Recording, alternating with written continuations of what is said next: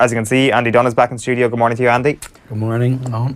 So this is a strange thing. We don't do it too often here when we chat rugby on a Monday morning, but the thing that stuck out most to me from watching the action over the course of the weekend was Connacht. They were unbelievable.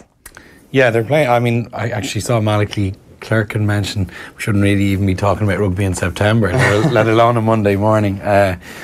The Connacht, I really like the way Jack Carty is playing for Connacht, and it's interesting to see Andy Friend has come in and seems to be very much backing him in public, and obviously in private he's really pushing him hard, and he's talking up essentially, I think, a quarterback that he wants to build his team around, and it's nice to see, because I think Jack Carty has been very much an unsung hero in Connacht rugby over the last couple of seasons, and he certainly had a few early challenges where he was inconsistent in some important games, but I really think he's developed into he's an understated controlling influence on the game, but he's an excellent skills-based player. So it's great to see that Andy Friend is back to young Irish guy. Often when a foreign coach comes in order to make his own imprint on the team, he'd often bring in an import who he has trusted in a previous job or previous role elsewhere. Yeah, and well, I hope he hasn't. And if he hasn't, he's been told to back Carty, but he certainly has, and I think he's been rewarded so far for it, because I think, although we are singling out Carty here, it's been a pretty impressive team performance on Saturday against the Scarlets. Yeah, 33-20 is how it finished, and I think, I don't know, the game in a microcosm, and Connacht in a microcosm perhaps, was Cian Kelleher when he goes over for that unbelievable try, and then a couple of minutes later he's getting destroyed by McNichol at the other end of the pitch, which, like, obviously with Kelleher it's like a huge talent here. Showed everybody a clean pair of heels with that try, and they look so irresistible in attack, particularly with Bundy back in the team. But there are still elements of the team that need to be worked on going into the Interpros over the next couple of weeks. Yeah, well, the back-to-back Interpros and the Leinster game coming up this week will be another notch up in intensity. But I think there's a relentlessness to their play, which I suppose we've probably seen characterised more in the Irish team, and maybe to a lesser extent Leinster when they're at full throttle in the last couple of seasons. There's a relentlessness to their attack. They can resource the ball very well, look after the ball in multiple phases. Leinster, in 7 minutes into their game, still hadn't given possession on Saturday. Hadn't given possession at all to Edinburgh and had 28 phases. That kind of impact in a game has been characterised by Joe Schmidt teams, by Leinster teams, but now we're beginning to see that with Connacht. I think they had 67% territory and possibly even greater on possession, which is huge numbers. Is that down to Andy Friend mostly, do you think? I'm not sure. I actually think and Andy Friend again has deflected praise from himself and heaped a lot of praise on Nigel Carolan. And Nigel was a very young coach. My last year in professional rugby was with Connacht in 2009, and Nigel was a very young aspiring coach, but he had really, really impressive traits even at that stage in terms of coaching a team on skills and not playing an overly structured type of game, but encouraging guys to develop enough skills to make decisions on the field under pressure, and I think that's coming to the fore now in that Connacht setup. You add in someone like Bundy Aki, who carried the ball 2 or 3 times. He broke through midfield probably 2 or 3 times in the first 10 minutes of the game, and again laid down a marker for how Connacht were going to play. Johnny, you'll have to make a trip to the sports ground again. Yeah, I went last year, really enjoyed it, and there's a great atmosphere around the ground, you know, and maybe a bit more belief this year than after kind of a quiet year last year. But yeah, there really was a great buzz around the place, and such a great location in Galway as well. You're just walk from the city centre, and obviously the fact you can have a few high-nos as well at the game was very popular, because you can't in League of Ireland very Leinster of you. That is a noticeable thing watching the game with the RDS the weekend. It's just like people having a good time with their Saturday evening with They're having a beer. Like, why can't we do that at League of Ireland Why games? not? Exactly. I don't. It's like we're riff-raff, but rugby people are grand, like, because they're not going to misbehave. Yeah. Maybe they don't. Maybe it's true. I don't think it is. Maybe it is true.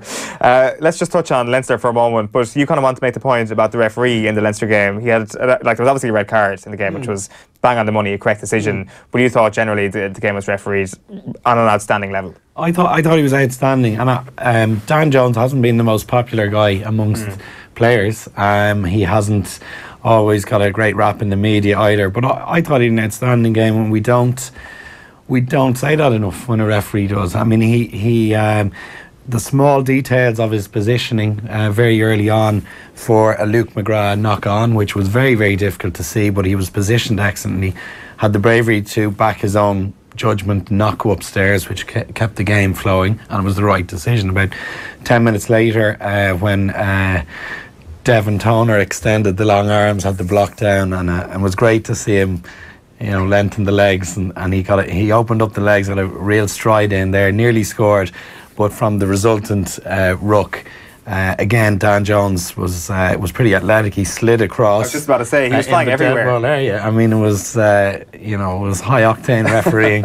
But then he got the red card right. He and again, in light of, say, the Jordan Murphy comments, 2 weeks ago, there's probably a greater degree of scrutiny on that. And he also, even the little things like James Lowe's pass back in field, that he consulted with his touch judges and actually gave Leinster the line out because it had come off an Edinburgh shoulder. I think he chose to mention to Sexton on his last place kick that he needed to hurry up on the 60 seconds, which it got a pretty spicy response from Sexton as well. But I think Johnny was going off at that stage for Ross Byrne. But I just think he needs to be commended, and referees, when they have a good game, need to be commended as well. Yeah, we can see him here sliding in for that. There's also a moment where he got knocked over by one of the Leinster players. I think that's maybe that's a sign of a good ref. You got to get yourself in the middle, and if you get knocked over, you've done a good job. You're right in the middle. Yeah, he wasn't shy of. I mean, positioning is hugely important for a rugby referee. Given that you're trying to keep an eye on the defensive line, who are always trying to cheat. You're trying to keep an eye on the ruck. You don't want to get in the way of the nine's pass to the first receiver. So it's very hard to be out of the way, inconspicuous, and making the right call. So fair play to him. We've got our referee glorification out of the way for the season. Yes, that's it. For that, Andy. We won't be mentioning anyone else. You mentioned Jordan Murphy there, and it's your first time back in with us this season, I think. And Alan Quinlan's obviously been speaking about it a good bit on the show over the last couple of weeks. And I thought Leo Cullen's quotes in the build-up to this game at the weekend were very interesting, just about the idea that the new tackle laws might lead to the introduction of play acting from some rugby players, that there needs to be some sort of... It can't be as black and white as it is, basically, as he's saying, that if you get a little touch to the head, he didn't say this now, but what I took from it is that if you get a little touch to the head from somebody's shoulder, there's every chance that you go down, you play act, and it looks a lot worse on the TMO's camera, and by the letter of the law, that has to be a red card. Do you think that could simulation come into rugby as a result of these laws? When the game is professional and there's money involved, of course, anything can happen, and I think it would be a horrible development in rugby, because it's one of the, I suppose, the proud standing arguments of rugby is that there almost is never simulation, and obviously when we're watching Neymar rolling around the floor for most of the World Cup have not been touched. That's one of the things. I mean, I'm a massive Liverpool fan, I'm a huge football fan, I watch more football than I do rugby, but it's one of the things that turns me off at times is the simulation, and obviously there's huge money at stake in football, to a greater degree than rugby. Diving in the League of Ireland. Yeah, I hope Leo is anticipating something and maybe trying to foresee it and call it out before it happens. It would be really, really disappointing to see. I think it's a very difficult area to get right in rugby, but I think the zero tolerance approach, we saw it introduced around 2011 with the tip tackle. Yeah. And very, very famously Sam Warburton getting the red card in the World Cup. Was it the quarters or semis? I think it was against us, was it? But he semi-final, I can't remember, but Sam Warburton very famously anyway getting that red card in a huge high stakes game, and I think that underlined the zero tolerance towards the tip tackle, and the tip tackle was just eliminated out of the game. It was that simple. It was a kind of a black and white reaction to it, and I think contact with the face, leading with the elbow. We saw a red card again on Saturday, and I think fair play to the ref again, and we've got to commend it. And I hope it's not viewed with great cynicism from coaches and simulation introduced. Let's hope not. Yeah, hopefully the culture is strong enough to withstand that. I do want to chat to you a little bit about coaching, because Jerry Flannery yesterday in a Brendan Fanning piece in the Sunday Independent was chatting about how himself and Felix Jones got to go down to the Crusaders and spend basically June down there with them, and one of the things he came back with, and he does say that it's such common sense you'd almost be embarrassed. So it is something we all know. But the one thing he really took from it is the reason why the New Zealand teams are winning so many 1-to-1 battles is because every player from 1 to 15 is so comfortable on the ball. So particularly in the front row, those players don't need to turn around and pop the ball back. They can pass off both hands. They can pass like a back, really. And the influence that can have on the rest of your team is so huge that Flannery really came back from this thinking, right, we've really got to practice the basics in Munster here. We've really got to be skills-based coaches first and foremost, rather than getting too high and mighty and too high-tech with the way we're thinking about coaching a professional rugby team. Yeah, well, I commend him, and I think it's so refreshing, and I think it's so nice to hear a coach talk about just coaching skills, because the tendency is that you sound a bit more impressive if you're very, very strategic, if you're very tactical, but it's much harder to coach technically than it is to coach tactically. I think most guys will. It's rare to see a tactical genius who can mastermind a rugby team's performance from off the field. I think you've got to empower guys to make decisions on the field and allow the game unfold as it's happening. And it's a philosophy that's been used in New Zealand now since about Graham Henry's arrival around 2007, 2008. And the embarrassingly simple quote from Jerry is true. It's interesting. New Zealand Rugby, I met up with the coaching staff, the head coach Hansen and his skills coach Mick Byrne in 2014, and they were very glib and very, very tongue-in-cheek about how the Irish team were preparing for the autumn international that year. They said they figured each player done 6 or 7 hours worth of video analysis of his opposite man, and he said Mick Byrne had laughed at the time and said, for every 6 or 7 hours they're trying to analyse us, we're out working on our skills base on the field. Right. And we don't know what we're going to do on Saturday, so how are they going to know? So it's an interesting way to approach it, and I spoke to Raj over the summer on a couple of occasions. I'd sent him a message to congratulate him on the Super 15, but he said it's a joy to coach in that environment. Because the players are hungry to learn skills as well. Yeah. And I think for Jerry coming back, it's brave to come into an Irish setup and say, I want to coach skills more, because it's important that the players, senior guys, embrace that, because players can go after a coach very quickly and say, you're not giving us enough structure, and that abdicates responsibility for them and make decision making on the field. And all too often a modern day professional will go after a coach when mistakes happen and say, we weren't given enough structure.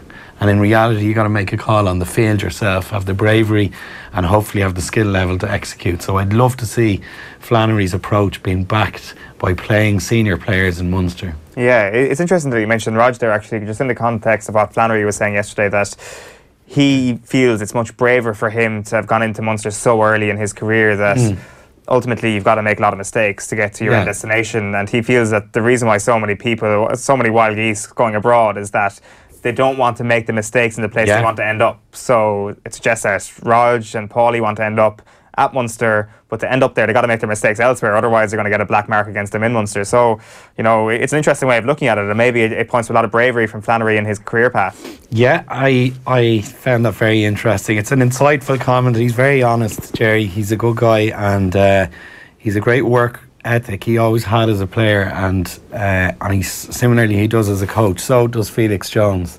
They're both similar characters in terms of how they operate on the field. They were physically relentless. They prepared as best they could.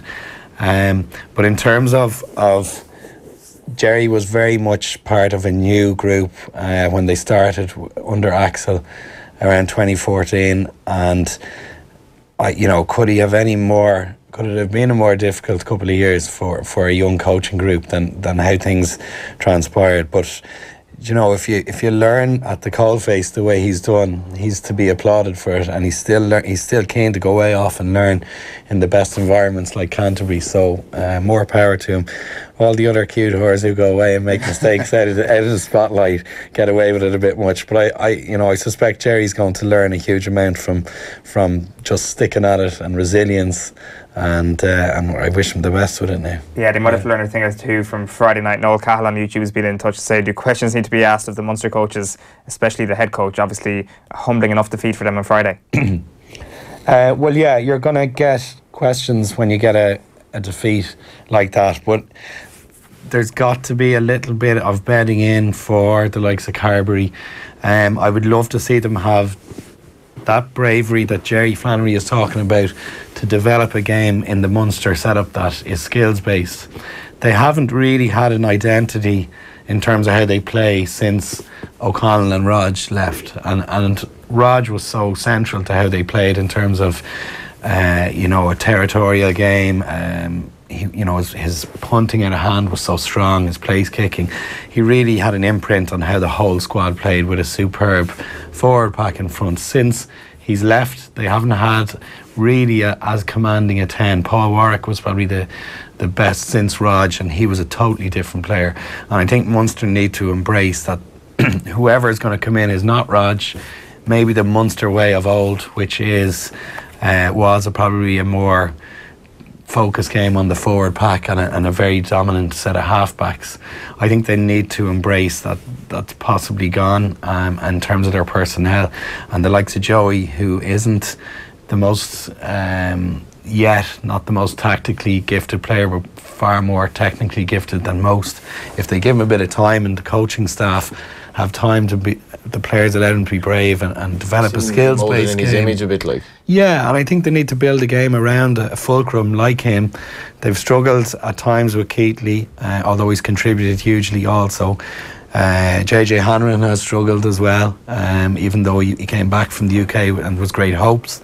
And then obviously Blaendal has had his injuries. I think for the sake of the direction of the squad, the belief within the squad, they need to back a main guy and build their game around him, and that will require a little bit of time and patience. So hopefully, we can't be too patient in a professional era, but hopefully there won't be many games like the weekend for Munster and a blip, and players will learn quickly from it. Yeah, with the Interpros for the next 2 weeks anyway, it's a perfect time to prove everyone wrong. Andy Dunne, thank you very much for popping in this morning. There's more rugby, of course, tonight on Monday Night Rugby, and build up to all those Interpros as well later on in the week here on OTB AM.